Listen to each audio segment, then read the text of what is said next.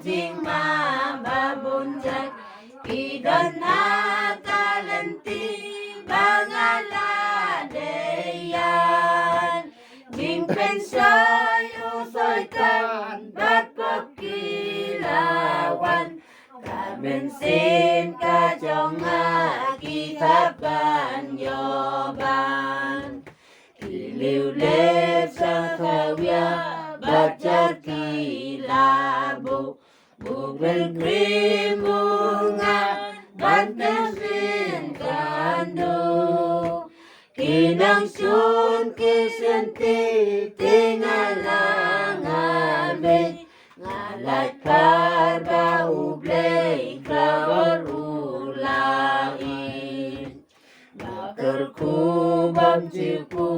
long katakati bladana kakaray bladana kakti kasnyat kaburam tusim mamitray tupong